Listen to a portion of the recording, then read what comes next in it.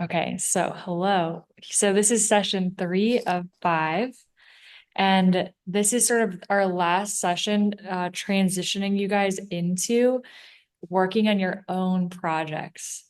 So after this session, we'll have, I think, let me check. It's about, yeah, so our next session is going to be in a little over a month in December 7th, on December 7th, same time and same day of the week and time. And our last session is going to be January 11th. So you have a little over a month between the next two sessions, which is giving you time to work on your projects, and they're very context focused. So none of your projects should look alike. Not that they would be a problem if they did, but we're all at different places physically, in different communities and working with different mediums and materials. So I'm always so excited to see what people come up with and what they're working on. And as I mentioned in the first class, it could be something that you're already engaging with, like an idea or a concept that you already have in the works that you're just furthering.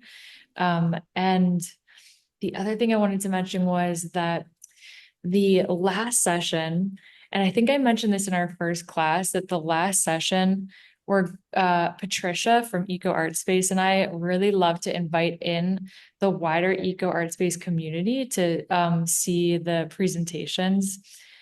So hopefully that's okay with everyone. And if it's not, just send me an email and we can do something like we start a little bit late and we have like sort of a more private session for the people who don't want to have a wider audience. So yeah, just wanted to throw that on the table. And I'm going to go through a few remaining concepts relating to objectives, relationships, and alliances, like as a topic today.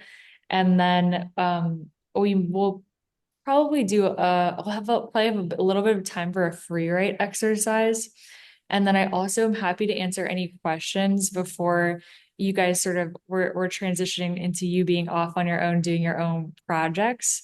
And then at 3 o'clock, we're going to be joined by our guest artist, Leah, who I'm really excited to have here. And she might hop on a bit early. We'll see. So, oh, with let me just see if there's a chat. Uh, oh yeah, Danielle, no problem.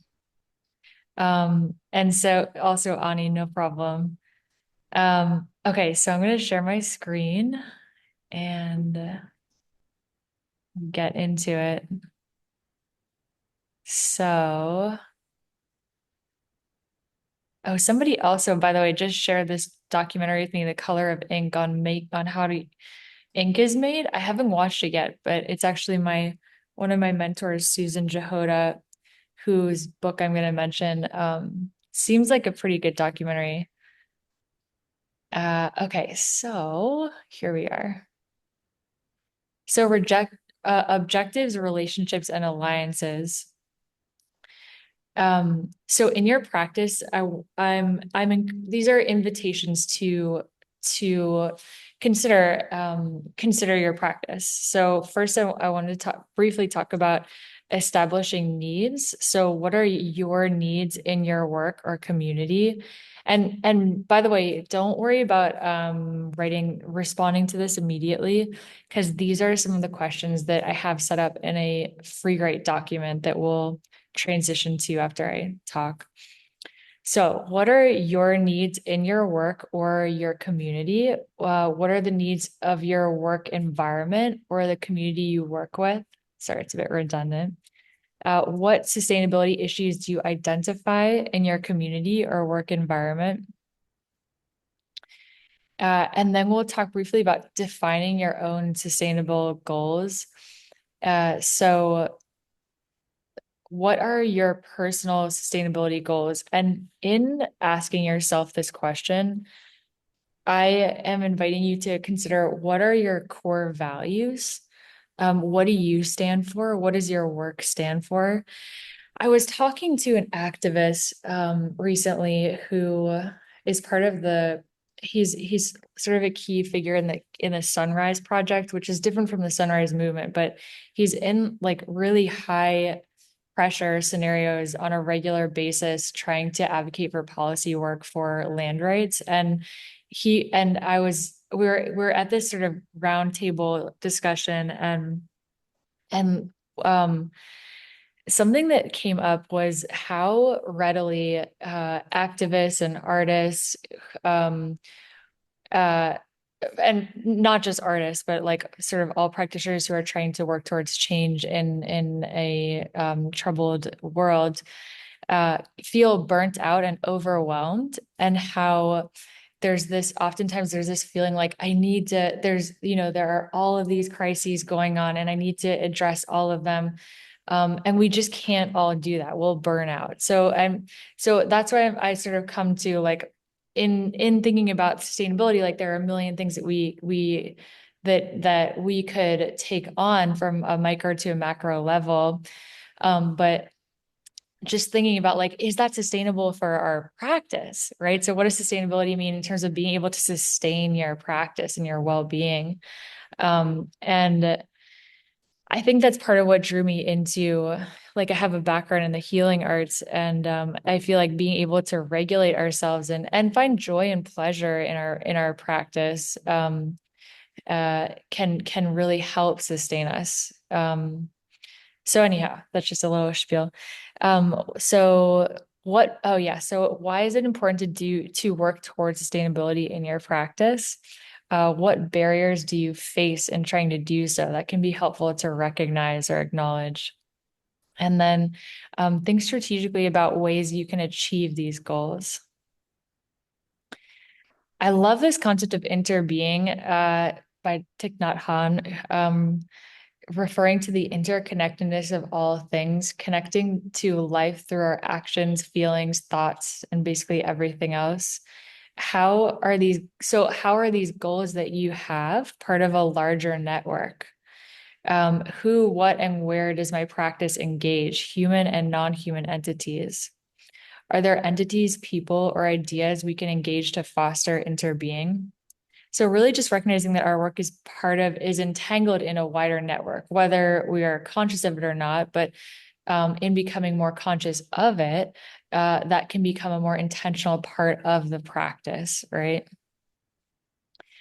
And then critically, like thinking about our local relationships. What relationships of mutual benefit can we create within our communities? What are you receiving? What can you contribute? Finding people with similar values to connect with. What sustainable systems are we able to develop through partnerships? Becoming a cultural catalyst. I love this term. Cultural benefits. What are the cultural benefits of these relationships? How is it stimulating something that's in your local community? Um, how is the culture impacted around you as a result of your relationships and your practice? How can you create the conditions for this to happen? For example, an art show, programming, gathering, digital presence might make sense. And then we are gonna like then Oh, gee. if you haven't already got a plan in place, absolutely no worries. But what we'll do a short brief rewrite, and after writing through some of the responses to the questions I've already asked, we'll develop a plan of action. And remember my suggestion to go deep over wide. So rather than like, I want to learn how to make charcoal and black walnut ink and paper, and then like go do this in a school setting. Maybe like if you're new to all of these things, trying to like uh, again, sort of coming back to what is sustainable for you, what is practical for you, especially given the amount of time that we have. So these plans are living documents. They're constantly suffer modifications in order to adjust the needs, resources, and partnerships that are constantly changing. You could have an emergent project in place or in mind. And so in thinking about when I was sort of alluding to what are you in relationship with in your practice, it could really be like a relationship primarily between you and the land, right? It could just be like, um, and then and then when you share that project or that practice, then you're sort of wrapping in the community and the society, or it could be you're directly working with your community and their relationship to land, or on a wider societal level. And yeah, I wanted to speak a bit to coordination. So, quote, the ability to effectively collaborate with others in teams, partnerships, alliances, and remain responsive to evolving conditions. And these are some quotes from, I think I have a picture of this is a book that my mentor who I mentioned, Susan Jahota, wrote, which is amazing and it's open access online. You can find it accessible on the internet. But I just liked some of these quotes that I pulled that I want to share on the topic of coordination. So people often say artist types can't coordinate. It would be like herding cats. If you dismiss the possibility of coordination in the arts, calling it impractical or impossible, we suggest that you attempt to become curious about this sense of impossibility. How might this contradiction be part of a historical debate or struggle about the field of art itself? Could this contradiction between the individual and the collective be generative? And then they went on to talk about this concept of generative contradictions, a point where different forces act on each other and make it possible for us to find new ways of moving forward or reconfiguring our social and material worlds. And this is a little bit like what's coming up for me in reading this is something that I briefly mentioned in an earlier session where I was sort of talking about Donna Haraway, who's like I guess maybe you call her an eco theorist, or she's a writer, she's brilliant and an important thinker. And she has this concept of staying with the trouble. So something that's come up for me that I still wrestle with is settler colonial and indigenous relations in the arts and in my own present context. And that's like there are a lot of generative contradictions come up there. And I guess what all that I'm trying to say is that staying with that trouble is in itself generative. Just your willingness to be with like discrepancies or hardships, like things that come up that are unresolved, right? Because that's like they're things that many people are just ignoring, right? And some oftentimes the work is really just being with uh topics that need to be seen, not just topics, but like relationships, historical realities. Oh, which brings me to visualizing historical consciousness. So, the institutions and social norms we are surrounded by are currently and have historically shaped us. We are both in a historical moment and strongly shaped by the flow of history before us. Really, we are changing both our internal and external worlds simultaneously because this social context has shaped us too. So, sorry if you hear some background noise. So yeah, this just comes back to something I mentioned earlier class in terms of like learning I feel like part of being responsible to place is learning a bit about the history of that place. And how did it come to be the way that it is? I feel like that's an important sort of underpinning to getting involved in collaborations and conversations and relationships in wherever you are situated. And here's a diagram from the Making and Being book that I pulled that so similar to the diagram I showed earlier, where there's like you in relationship with your intimate network, your community and media, institutions and roles, and historical forces. And then in the book, they sort of talk about how there are these wider containers that hold all of this, like spirit, mystery, earth, its soul, that can often be like the food for maintaining your relationships within this like network here. And I think this might be the last thing I want to talk about before we do some free rights, which is the concept of cultural sustainability. And this is I pulled um, this from a paper I was reading that came out of the Lapland Institute up in Scandinavia. And there's like this fascinating project there where, well, I'll just read this actually.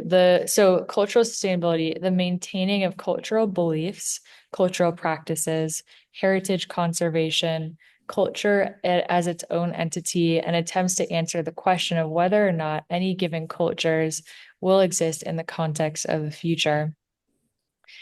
Um, and sort of a sidetrack, I was in a conference a couple of days ago about sustainability at the university I'm at UMass, and the head of the like sort of earth science sustainability program was giving this speech about how this is how sustainability is often seen in like academic spaces, and there's a critical component to this that's missing, which is the arts and the humanities and traditional ecological knowledge and indigenous ways of being and knowing in the world. And it was encouraging to see them sort of like thinking through that in real time at a like a massive university. But that is certainly like missing in this diagram here. Um, and lastly, I wanted to show you a brief example of a project that I did where I was trying to transition from an independent art practice to a collective art practice. So my there are some weavers in my family, and my mom is part of a weaving studio, and I had become fascinated by fibers and dyeing, and I wanted to uh learn how to weave out loud, sort of like in public. So from the beginning, I collaborated with uh, my mother's dyeing studio and to reclaim. I collected all this fabric from people who were donating it or like thrift stores. My grandmother passed away, so also from her. And so we dyed it at the weaving studio. And so right off the bat, like just to get the project going, there were already like five collaborators. Then I partnered with my now very close collaborator, Karan John Dew, who built the loom, and my dear old friend who's a woodworker. He's in his late 70s. He's now got Parkinson's and can't work with wood, but it was so special to like loop him into the project as well. And I just started looping all of these people into this project, and then they became invested in it. And the so at our opening we had this so the purpose was to be able to weave these rugs in a community space. So here we had like a gallery show that we curated. And we had throughout the exhibition over like 500 or 600 people pass through this gallery. And we had a number of different happenings. Like here's a theater collective that came in. We had like live musicians, we had dancers come into the space, poets. I host a storytelling collective once a month. So we met in this space. And over the duration of a month, we wove about 4 or 5 rugs. And the intention was for them to be used then for us to sit on for in this creative storytelling collective that I host. Um, and we had open residencies, so artists would come in and just do different practices in this space. And here are some dancers that came into the space and performed. We had like a little library of books and snacks always. And then the loom from that, we just started making connections. So people were like, oh, it would be amazing if you could bring the loom here. So the loom kind of went on tour, and it was in a dance performance on stage. And then it was in the Earth Day extravaganza at UMass Amherst, where over 100 people wove a rug in like 4 hours, and then it was donated to the permaculture garden.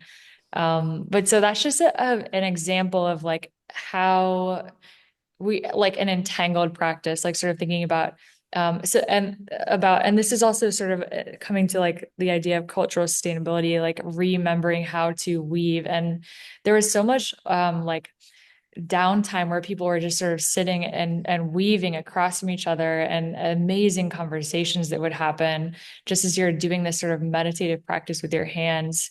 Um, so yeah, that's just a few things to share. And now I would love to do a free write, and we'll see if I'll show you what I mean by free write. Um, I'm going to throw a link in the chat, and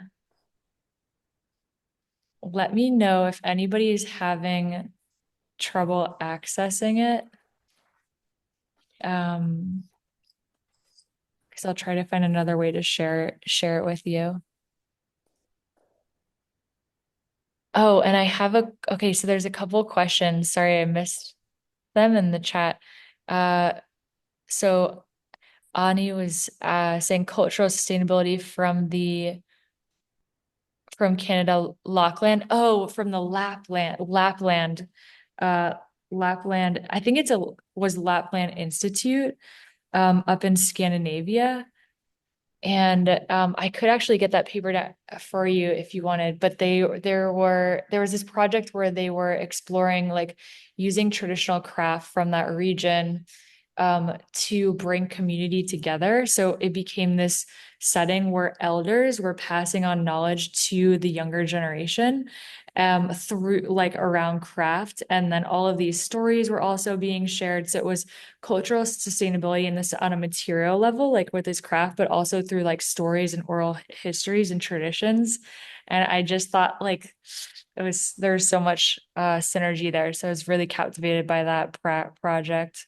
I am very, very interested because my students are very, very interested, and I've been looking at intergenerational pedagogy around sustainability and decolonizing pedagogy as So well. Thank important. you. Yeah, it's so important. It's so important because we're just in this era of like mass cultural homogenization that's like everything's so digitized. And meanwhile, like so many traditions and crafts and stories are like dying out with elders that are not getting passed on. It's just like such a critical time to be working intergenerationally. Um, But it's even bigger than that because there's a lot of governments around the world have been segregating us by age, pitting age groups against mm, each other. mm, Um, mm, and, in a lot of political contexts, whether it's because, certain age groups are getting better pensions and younger age groups are not getting the kind of jobs that older generations got, and the blame for climate crisis or climate change being given to certain Gen X's or, prior. So there's a lot of pitting us against each other as well, which we should tackle. yeah, yeah, here. And then Andy asked, I have a question about personal cultural sustainability and how it feels to be an artist in our current culture. Andy, is that a question directly for me or for just like a discussion question for everyone? Yeah, thanks, Anna. Yeah. I It's one of the things that led me to want to participate in this is just the idea, and I love that you brought it up today. Personal sustainability, our own energetic sustainability as working artists, Mhm. and especially for artists who are working outside of government institutions or academic institutions. If you're working independently and even getting grants, what kind of support and expectations land on us as artists, how we're often seen as a font of creativity, that we do what we love and money doesn't matter. And Mhm. so we will endlessly donate to every good cause we believe in. And Yeah. it's the odd sort of dichotomy of survival, energetic balance in our personal lives, and then going out into the culture and sharing.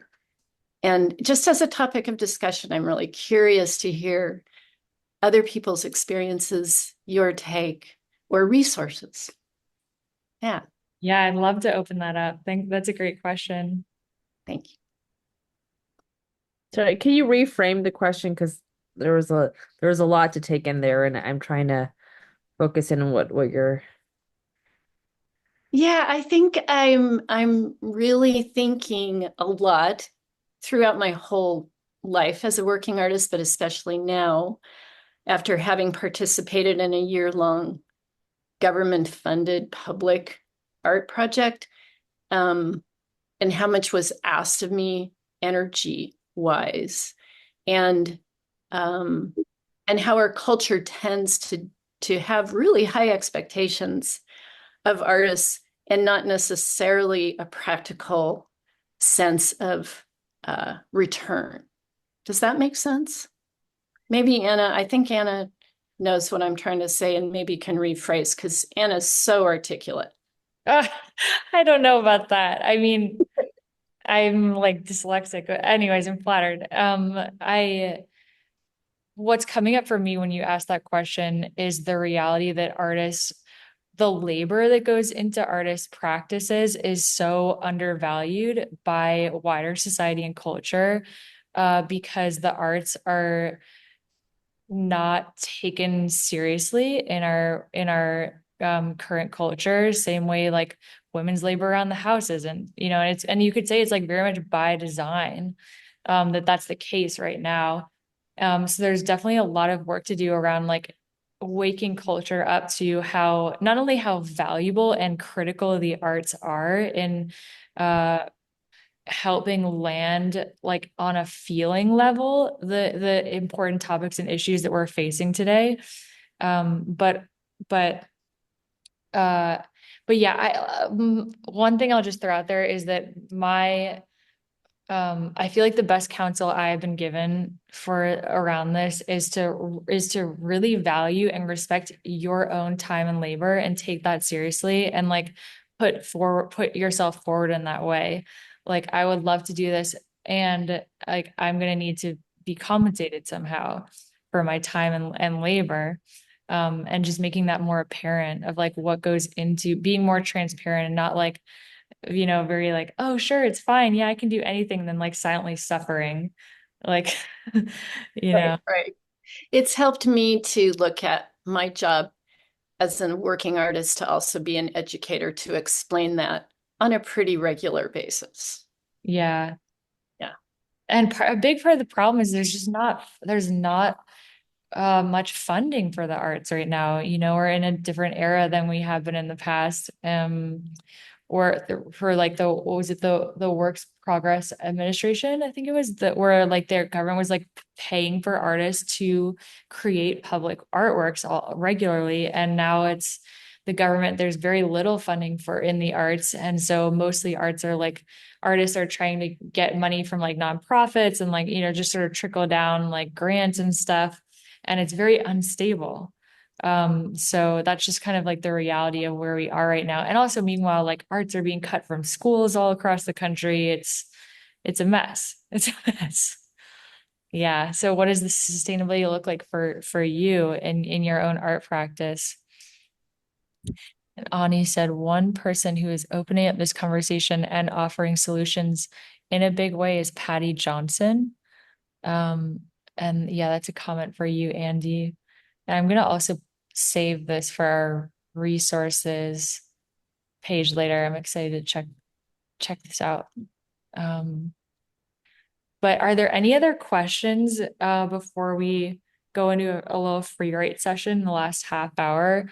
Whether it's about topics we just discussed or about the final project and structure of the rest of the class. So just to clarify on this, like basically what this is like basically creating like a value statement, just like an action plan about what we want to do, right? With this free write that will then help us like define what we want to do in our project. Is that the thinking? Exactly. Yeah. And this free write is just for you. We're going to be working on a joint document.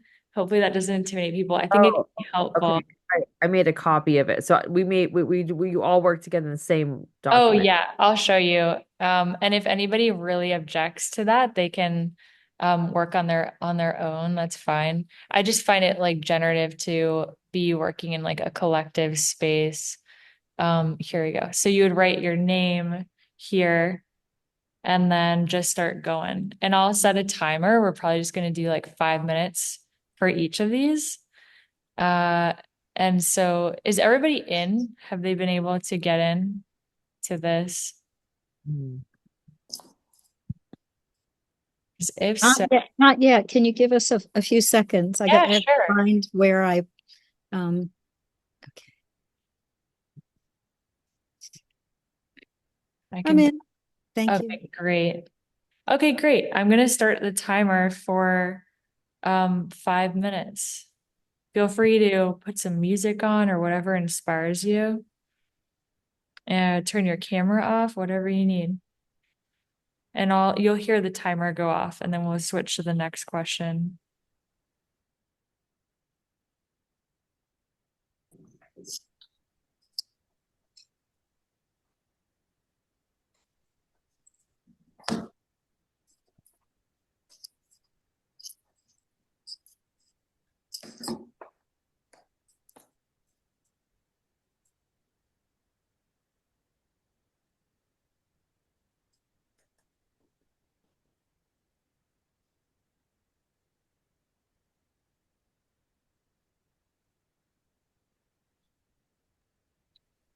Someone's having trouble accessing the document, so I'm going to just have on my screen the questions. Hopefully, you guys are okay with that. You'll just might see some other people reading.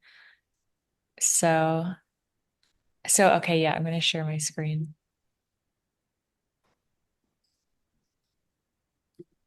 So here are the questions. This top bit.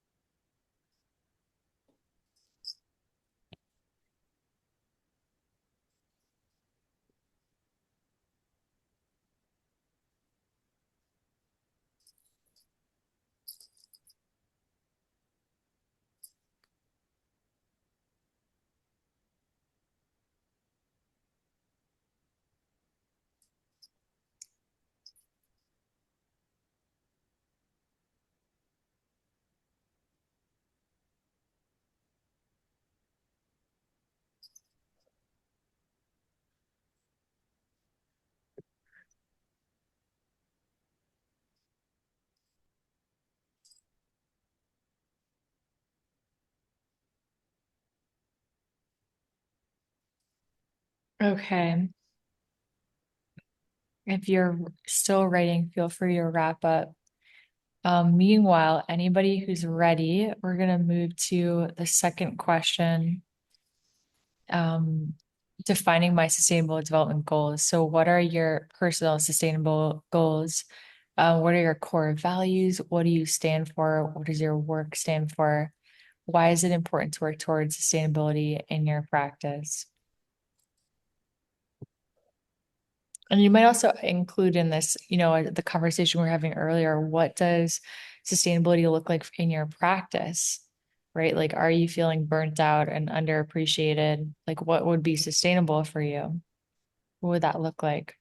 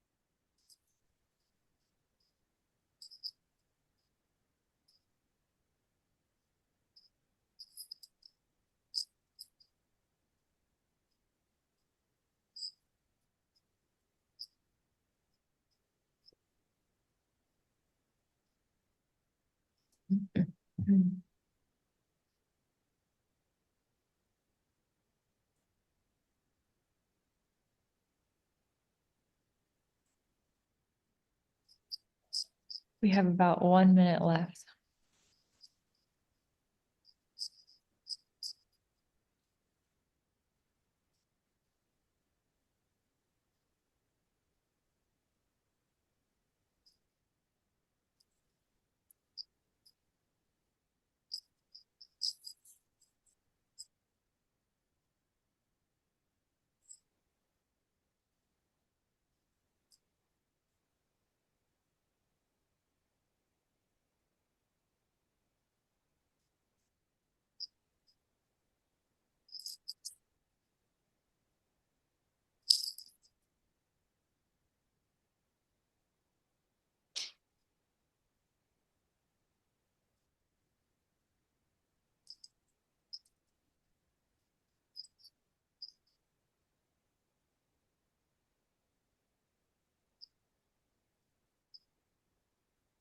Okay. Now we're going to move on to 3, interbeing and relationships. So how are these goals that I have a part of a larger network? Who, what, where does my practice engage human and non-human entities?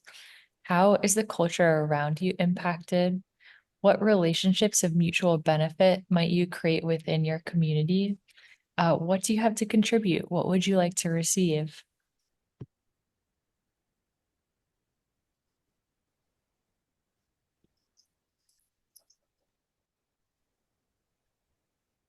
Anna, I don't see where that question is. I wanted to reread it. Try, there is this one blank page. Sorry about that. If you might scroll past a blank page. Were you able to find it?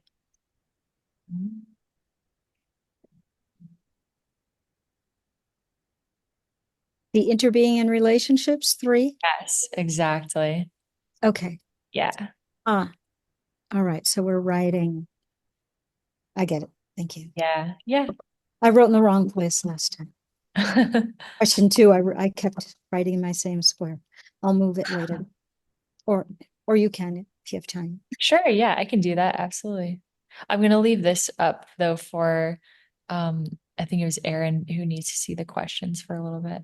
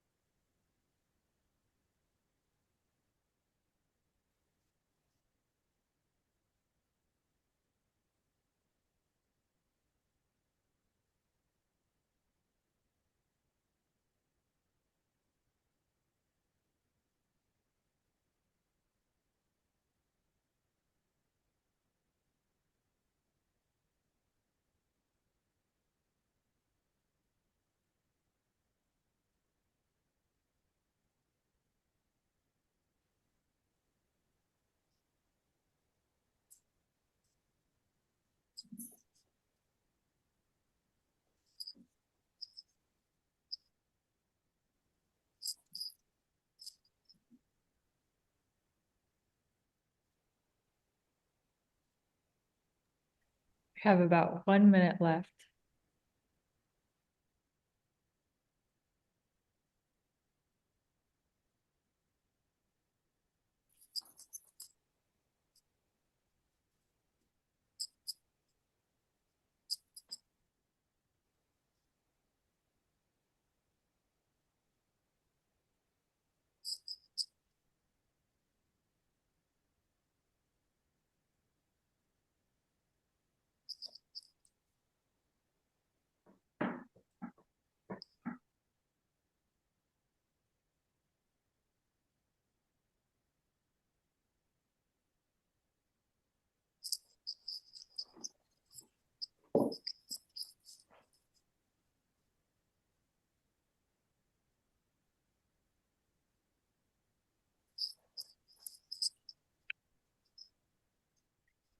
Okay. Now we're going to go to our last section, which is four, which is what is your plan? So in light of all of these ideas that you've got percolating and situating your practice in relationship to sustainability, community, materiality, what's your plan for your project for the next 2 months?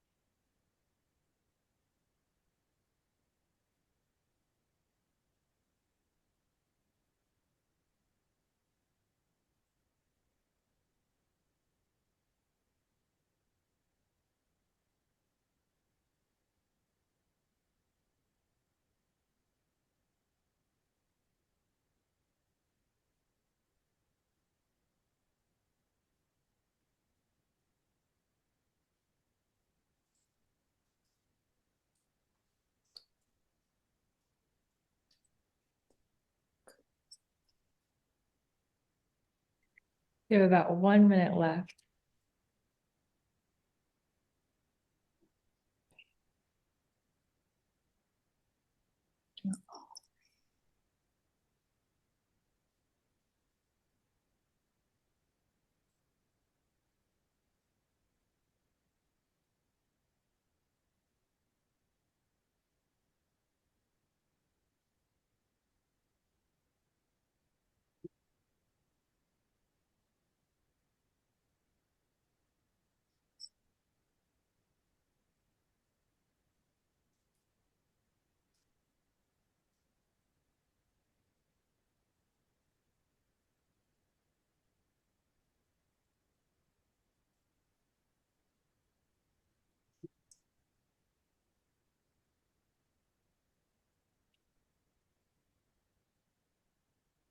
Okay. So I hope that that was generative. Feel free to keep writing. I've just set reserved this 5 minutes for a quick bio break before Leah comes on at 3. So I'm gonna run to the bathroom, and if anybody else needs to, go for it. And we'll meet back here at 3.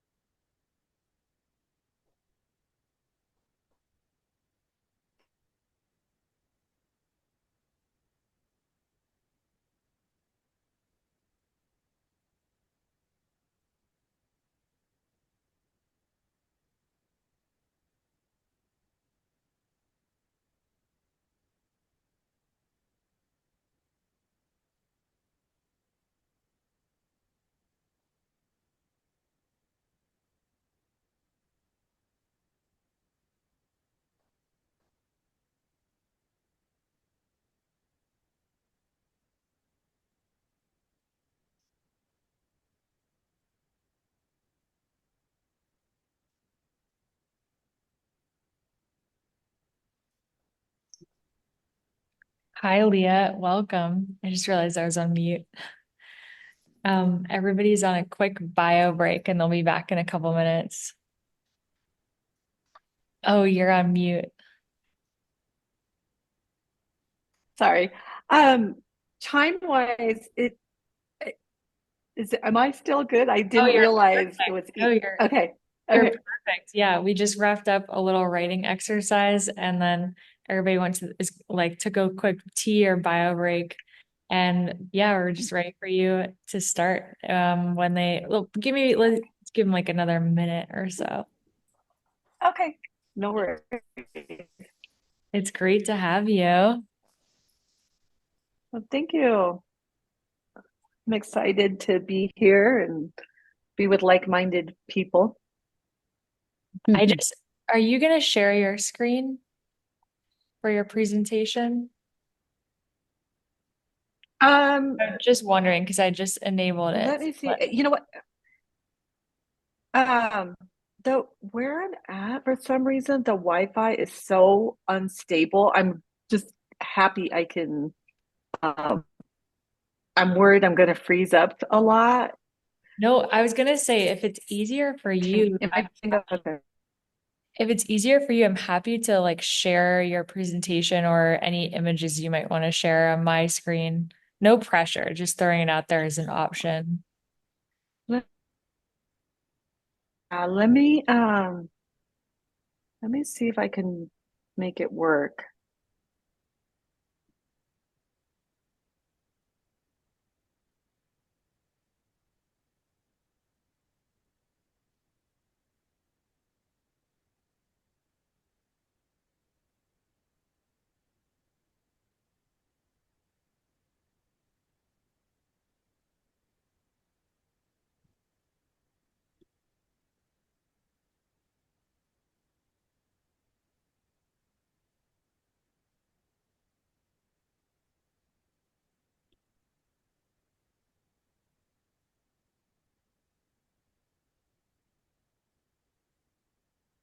Yeah, it looks like I can't even pull it up to even email it.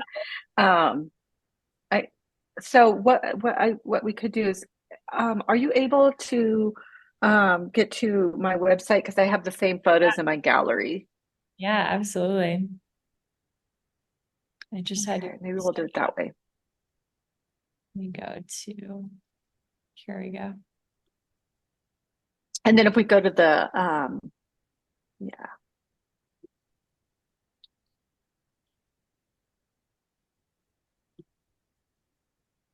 Okay. Gallery, you said? Yeah. Okay. And then scroll down and there should be a bunch of pictures. Yeah, there we go. Amazing. And I think whenever you want, you can begin because we're past 3 now. Um, so, Oh, okay. but yeah, welcome, Leah. Thank you so much for joining us. Oh, we have one more person coming into the meeting room. Um, and yeah, we're very excited to hear about your practice. I've shared your website with everybody ahead of time, so they may have scoped it Oh, out okay. already. And yeah, whenever you're ready. And don't hesitate to toss me around. Okay, well, oh, You want me to move to or whatever. uh, all right. Well, thank you, everybody. And thank you, Anna, for inviting me to share more about my practice. Um, I'll just do a quick introduction. I am what I consider a place-based artist, and I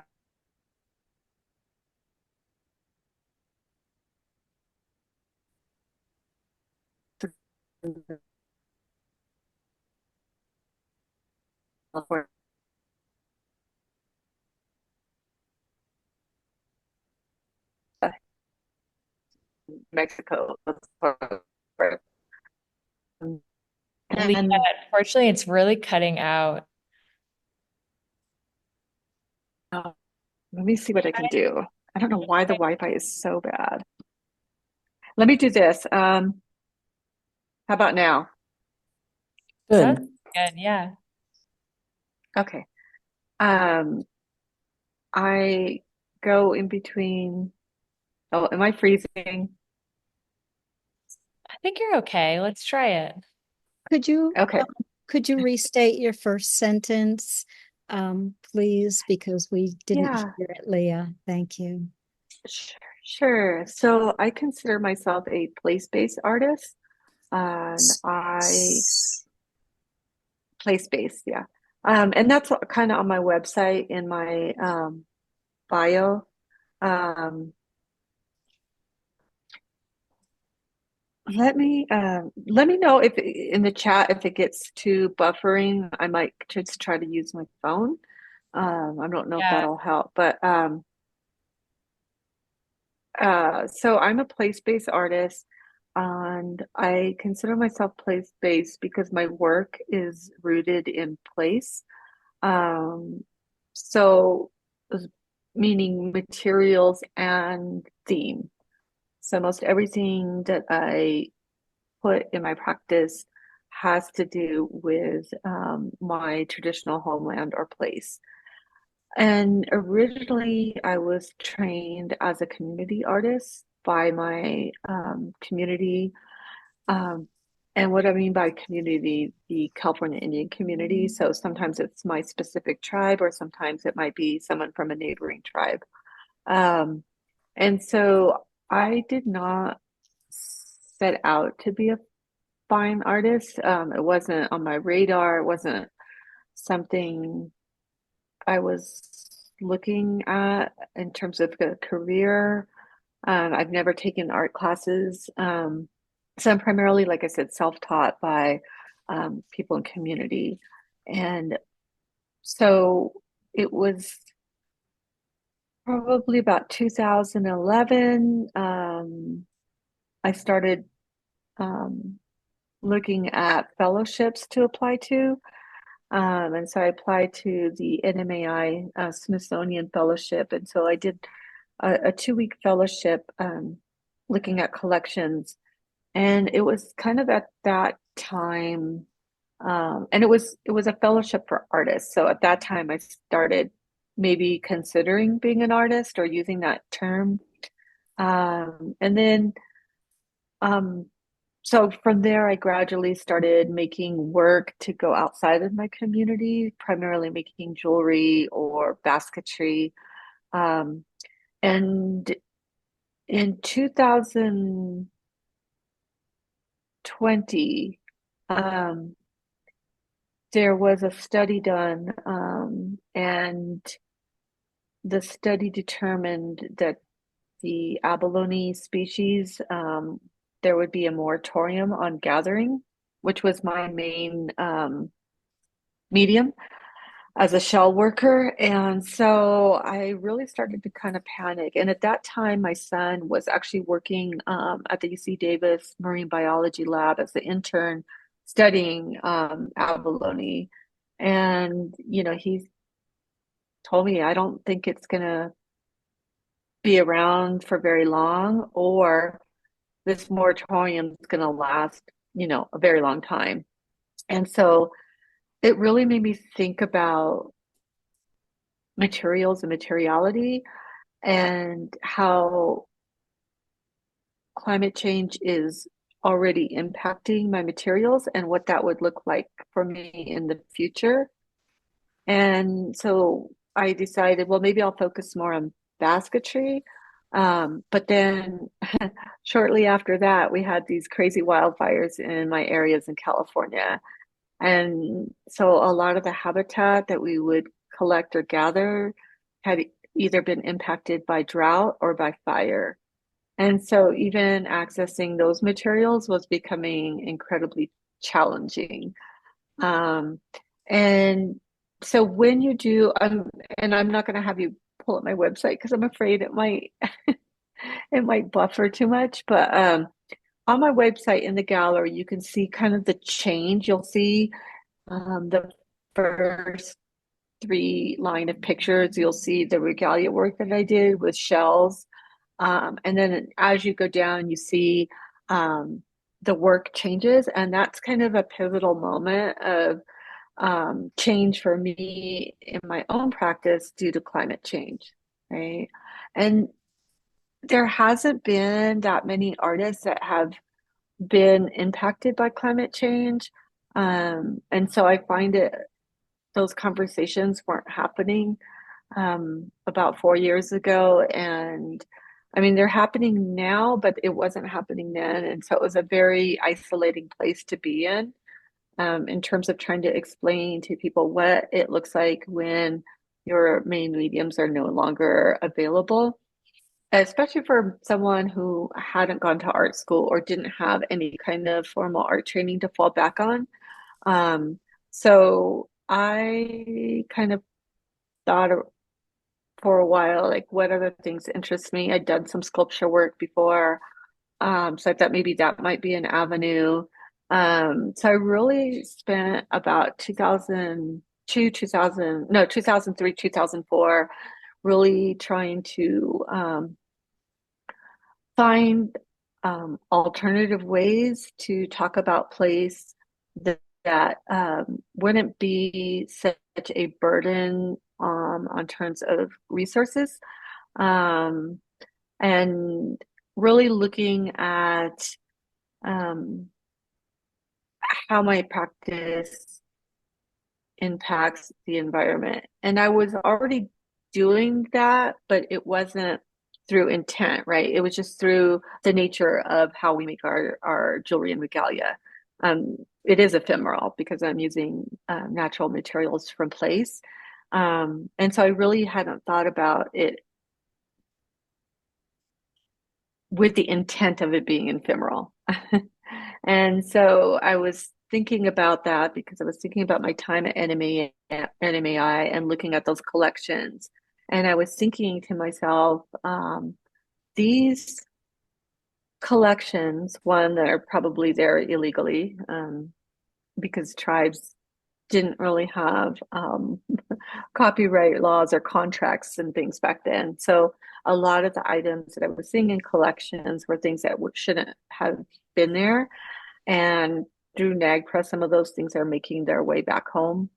But I was thinking about like, wow, these objects get to live in these super nice temperature controlled rooms, right?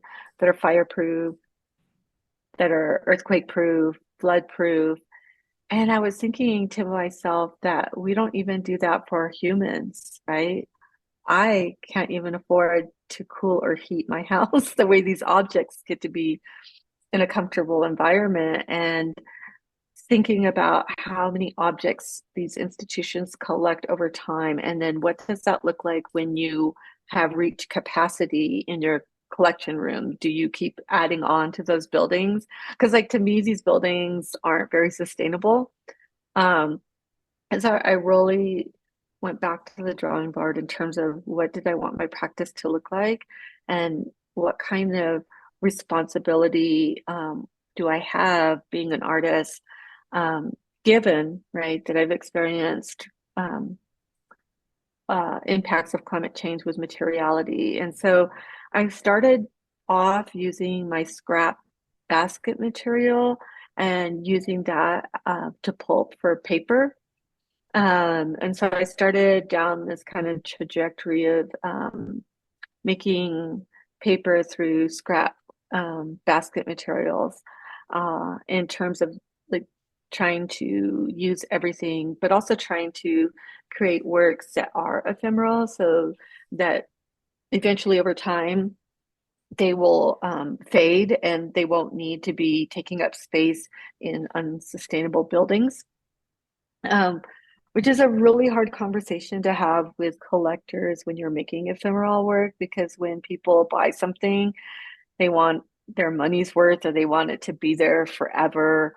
And I'm just not interested in that right now. I mean, here's the hard thing about doing talks and being recorded or doing things is that sometimes your perspective changes over time.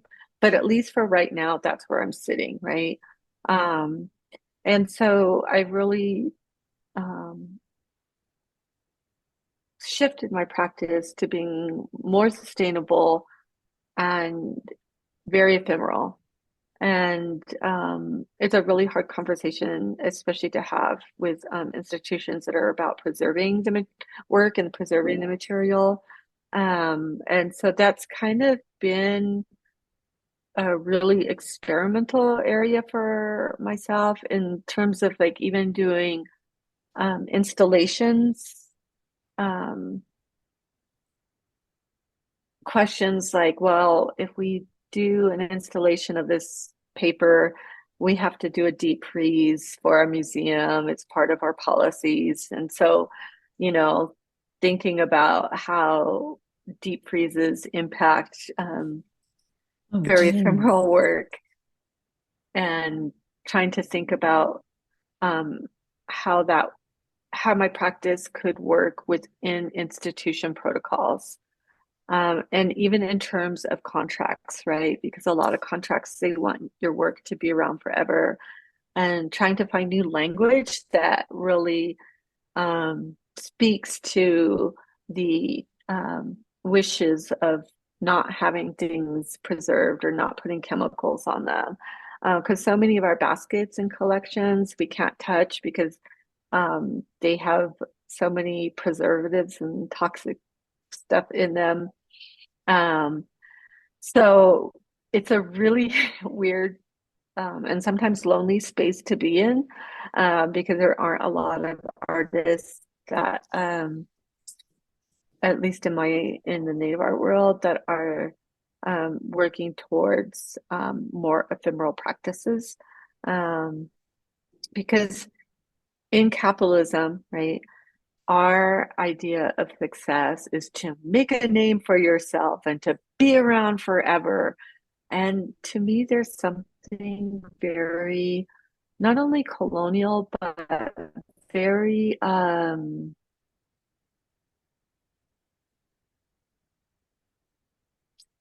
masculine about those statements. And as someone who also works in a lot of um, work around um, matrilineal ways of living, um, that very patriarchal, wanting my name to be here forever, um, means success, and having myself in as many institutions means success.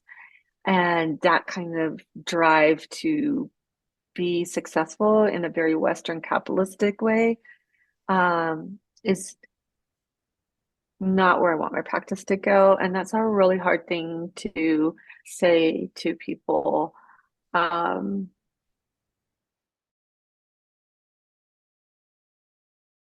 and collectors shift their mindset on and appreciate work differently, right?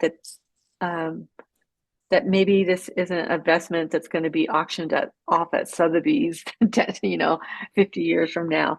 That this work would grow with a collector, right? So as they age and as they change, right, so do the pieces.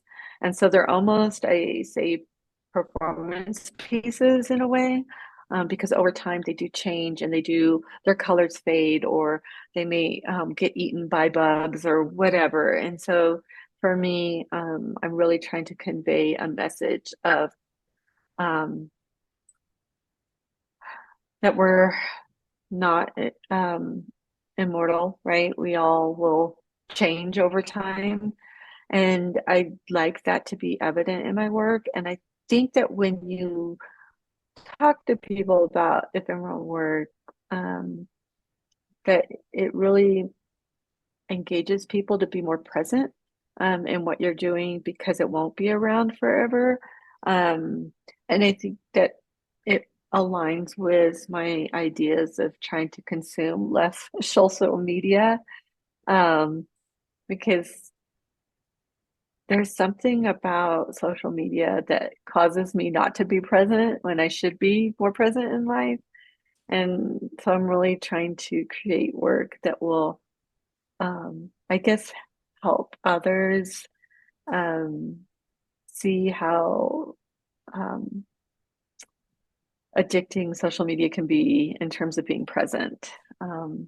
So it's like I said, a weird space to be in, because there aren't a lot of artists in my community that are moving in this direction. And sometimes people think like, oh, native artists, they must be at one with nature or have some kind of philosophical belief about their practice, or it must be super sustainable. But most artists I know are using just as toxic materials as anybody else, or creating installations that are wasteful.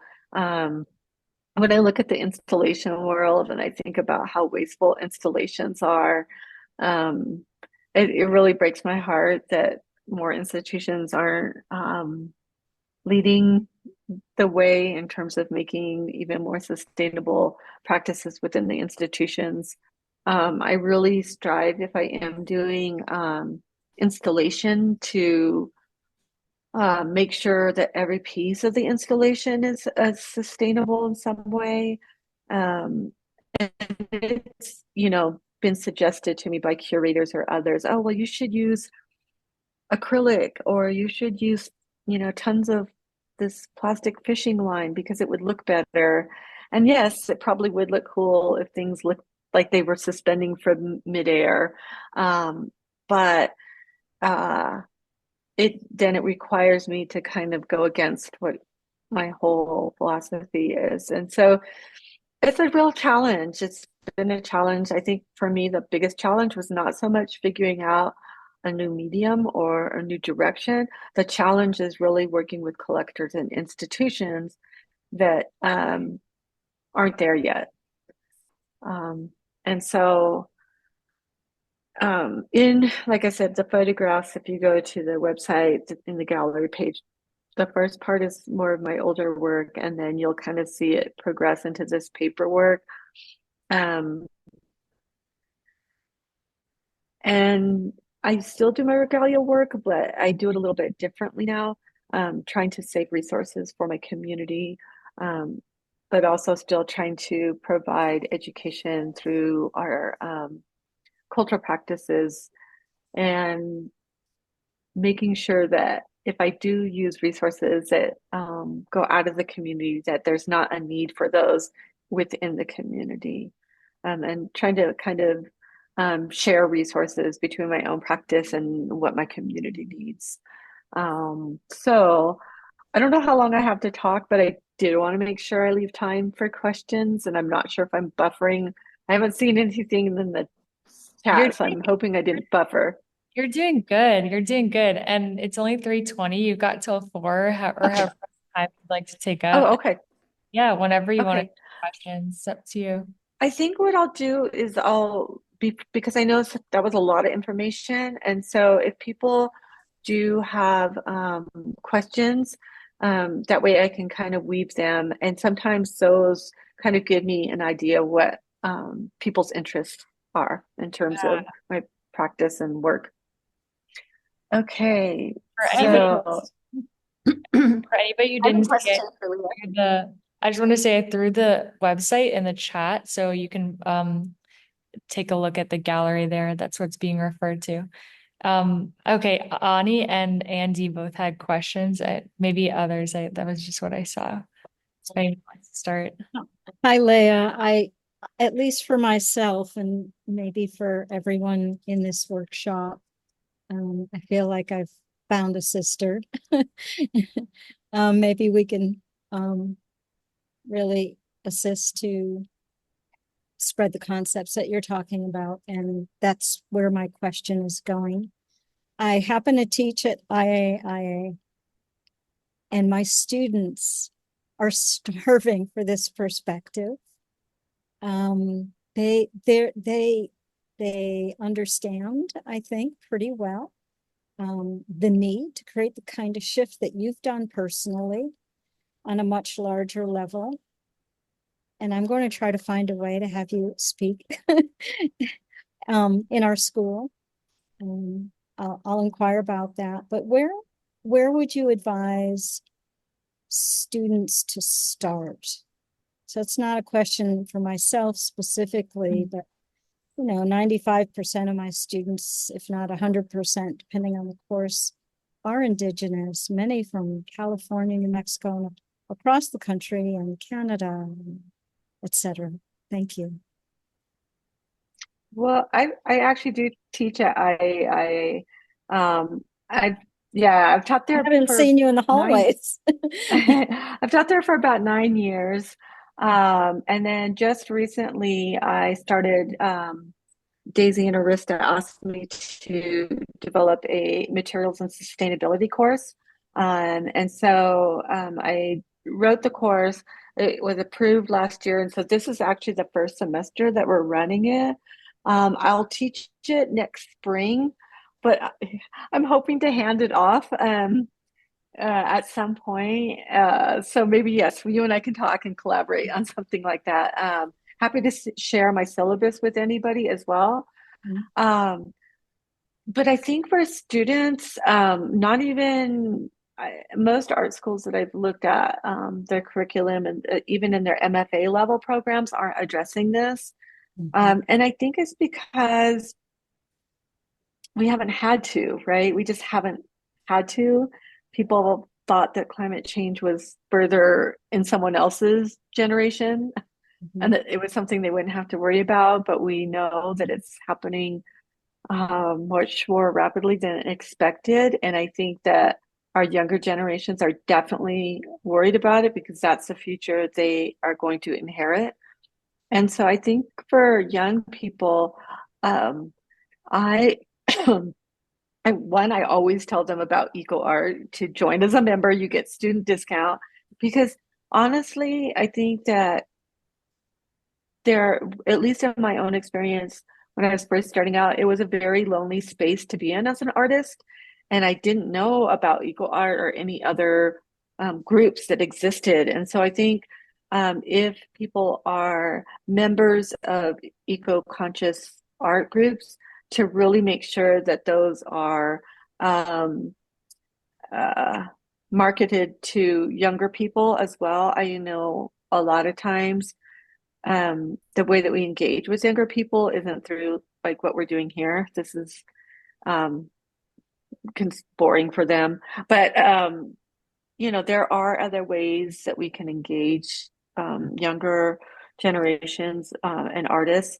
I think we just need to be creative in how we engage with students and maybe find some alternative engagement and eco art practices, like maybe more competitions on ephemeral art or for one of the finals for my class, they have to create a sustainable art piece.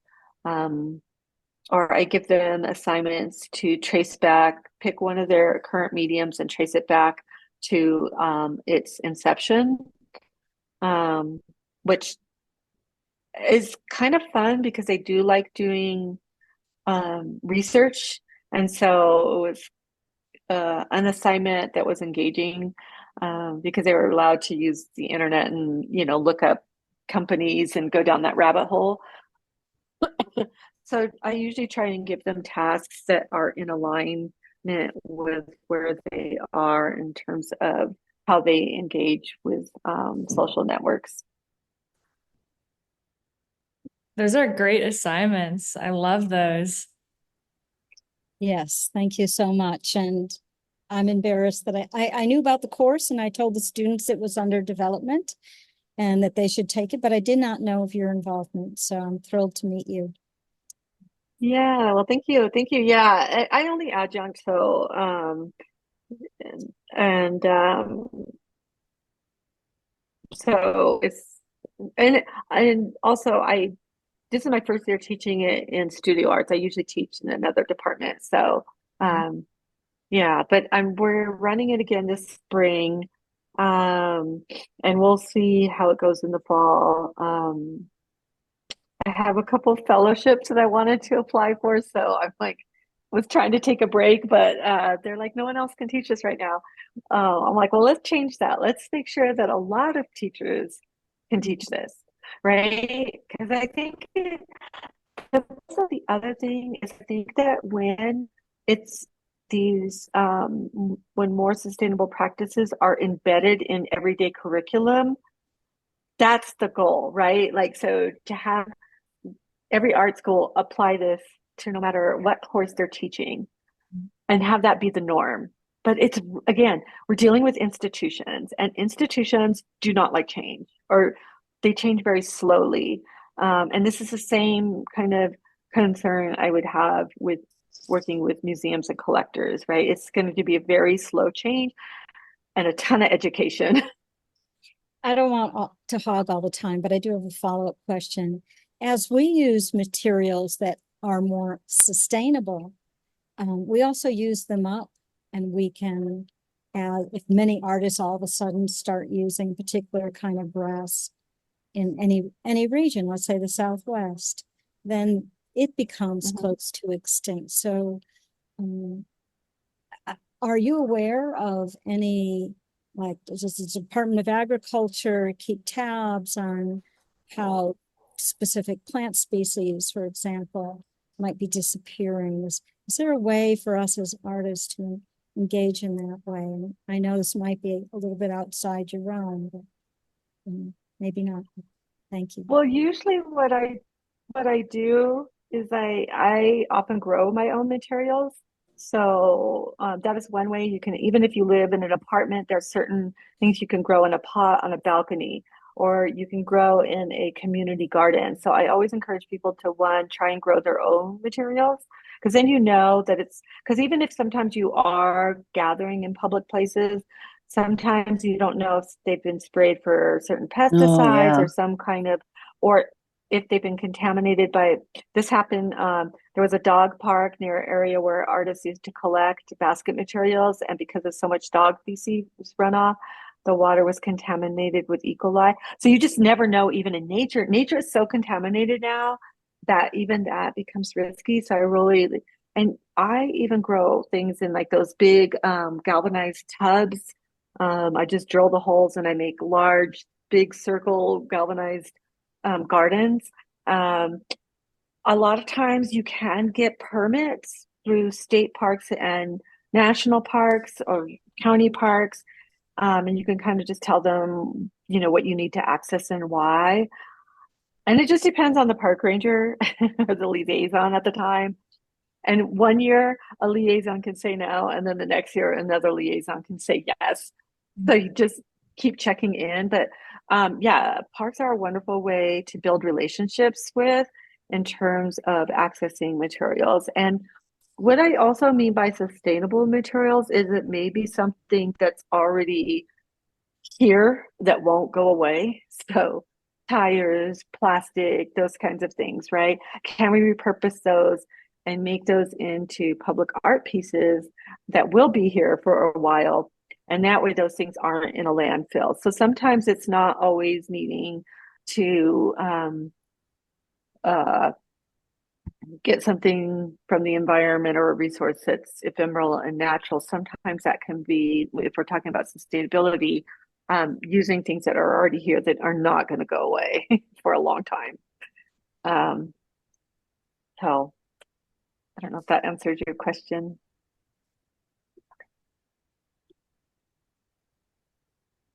And we had some other questions.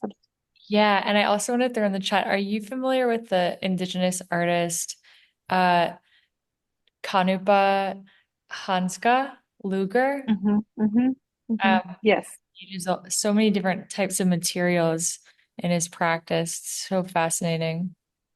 Really powerful practice. Like imagine Yeah. indigenous futures.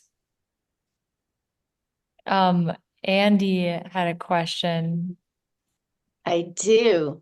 Um, Thank you I love the perspective you shared about the ephemeral in relation to the feminine. That's something I'm going to think about. I like that. My question is, at the beginning, you spoke about materials you had really loved becoming Mm-hmm. less available, possibly even disappearing. And I wonder how that aspect of sadness, grief, solastalgia, how you deal with that. Is art making how you deal with that? Are there other practices? How do you process the great sadness of our times amidst the really delightful work you're making and places you get to work? Yeah, and that's a really hard thing because I have not found a way to convey that through my art, like as in a specific piece. But for me, the way that I look at it is I have revamped my whole practice. And so that is how I'm processing it, right? By feeling like I'm part of the solution and not the problem is the best that I can do. And it's sad because this profound loss and grief, the responsibility of fixing it shouldn't fall on the individual, because most of us, our carbon footprint is very little, right? It's corporate. It's countries that don't have guidelines. It's illegal dumping. It's all kinds of industries, right? I I would love to have a vehicle that doesn't require lithium or gas, right? Why aren't they making that? Why? That's what I want. I want something that is truly sustainable. Um, and I can't, that's not my wheelhouse. Like if I could design a vehicle that would get me to where I need to go, that didn't rely on, digging up and mining and all of these other extractive, dangerous processes, I would love that. But I feel like industry is not doing that. And it is really challenging as an individual, right? We all do the best that we can. We're composting, we're doing whatever we can. But at the end of the day, that's very minimal in terms of what needs to happen. And so I think to ease my own guilt, it was just revamping my practice to align with my value system made it okay for me to continue to my practice, right? I didn't feel like it was um, part of the problem. And um, and yes, I still have to drive a gas vehicle. I mean, I'm still trying to wrestle with what's better, right? New mining of lithium or keeping our existing infrastructure and hoping there's better ways. I don't know. Like it's so hard. It's so hard. My mechanic though did tell me, because I asked him this, and I asked him, what would you do? And he says, I would buy the highest quality vehicle I can afford, and I would drive it till it literally couldn't move anymore. Like I would maintain it and keep it because that is the most sustainable thing, right? Whether it's gas or electric, keeping our things longer and not feeling the need to update all the time is a practice that we can utilize in terms of vehicles until there's better mass transportation in America and until industry creates something that's truly sustainable. So I'm kind of always taking that approach in my practice as well, right? It may not be the best, but what can I do that is for what we have available the most sustainable option at this time? And I really struggle with how to convey loss through my work um, because I don't want it to be all doom and gloom, but I think the work presents itself to have these conversations, right? So when people ask, well, why paper or why did you do this? It gives me the opportunity to do the education. So I feel like the work is doing that for me. And so I don't always have to focus on the loss. Because when we talk about the loss, right, then it becomes sometimes people would tune out.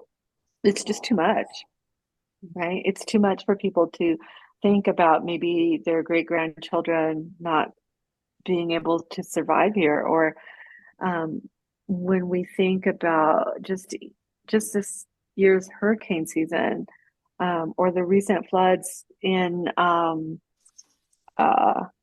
Roswell, right? Totally unpredicted. And so, I as a mom, right, think about my young grandchildren and um, will we have to start preparing for loss of life, right, down the line because these things are happening. And before we had modern medicine, death was um, I don't want to say it was prevalent, but it was more common to have young people die because of a pandemic or whatever came, right? Whatever disaster came, because there wasn't the infrastructure or modern medicine. But I feel like we might be going back to a time where, people's ability to um, live long might be impacted by climate change. And that's a very hard thing for people to accept. And I think a lot of people are in denial because it's hard. It's really hard. I do. I get super excited about things, and then sometimes I think, ugh, I don't know if my kids will be able to experience that, right? I mean, I already know I can't teach my kids to abalone dive, right? So there's already things that I already can't teach them.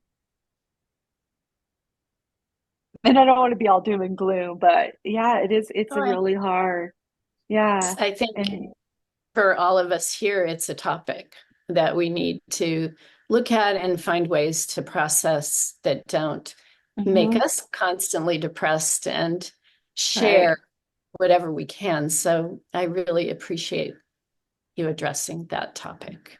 Thank you. Yeah, and I think it's through the work, right? That's how I'm engaging people is through the work. And I'm trying not to make it doom and gloom, but I think the materials are what allows me to have that conversation with people. Yeah, thank you. Mhm, It's beautiful because I'm just reading into your work here, but thinking about how you're creating these bowls, which are like vessels, which hold and like they nurture us. They're sort of seats of nurture, and containing and holding, and yet they are ephemeral mhm, entities. And yeah, so I just think that it's all so embedded in the practice, what you're saying. And I think that's beautiful. The question, let me get back to, we'll get us back mhm, to, I'm just gonna fix the view so we can all see each other. Um, yeah, I'm quite passionate in, like I have a background in the healing arts, and a lot of it was focused on how do we process grief, depression, like darker emotions or shadow, because I feel that that's integral to our wholeness and well-being. Because I see in our culture there's so much sort of bottling that up, pushing that away, pretending it doesn't exist, and I feel like we are a very death illiterate culture. Um, mhm. so yeah, I could go on a whole rant about that. No, it's a great, no, because I've thought about that too. In fact, part of, and I don't know if anybody will ever fund this, but one of the grant proposals I had was I really want to teach my community how to make the funerary objects that we need, Wow. because it's a practice that has gone out, and you do need the abalone for it. And that's Yeah. why I was talking about saving some resources for my community. But I worried that those resources won't be there. And so I'm like, how can I teach people to make those things now? So Mhm. that when someone in our community changes worlds, that we have those things available and they're not looking for them because they're getting harder and harder to find.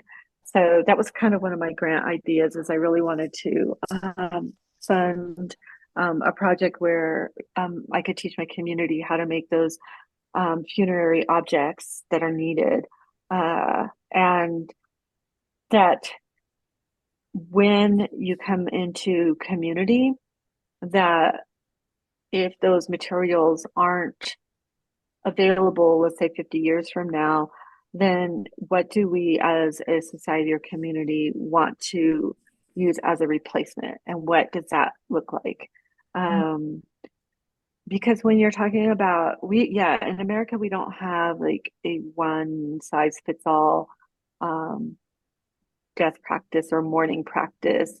Um, Ceremonies around it, again, are very capitalistic, and we have a lot of laws and regulations that don't allow people to be buried sustainably. In my husband's community, because he's in one of the pueblos, they don't have to follow uh, the state laws. And so they're able not to embalm, and they're able to place people without caskets into the ground. And I just wish that our laws were more in alignment with that. But even our laws are highly regulated for industry and not for individual. Even in death, right? We can't get away from it.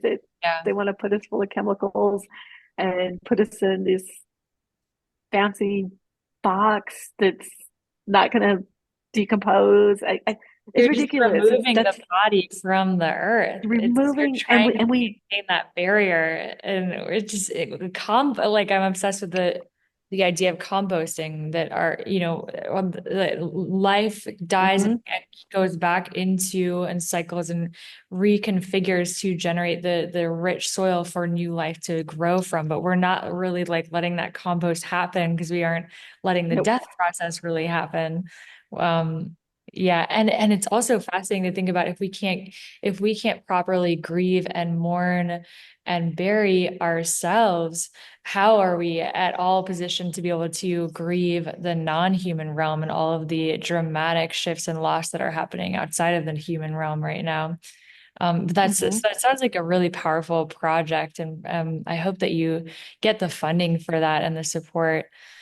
Um, and it's interesting too. It's like while I feel strangely, I feel very like I used to struggle with anxiety and depression intensely in my earlier developmental years, and then I started to really not, I don't know if welcome is the right word, but like hold space, make space for my shadow, the depth, like the darkness, like, and it was a lot of processing. Like I would go into um a large mall and I would have an anxiety attack because I couldn't make sense of the culture that was happening in there. It was just so insane. I understand now it's insanity. It But is. yeah, it's crazy.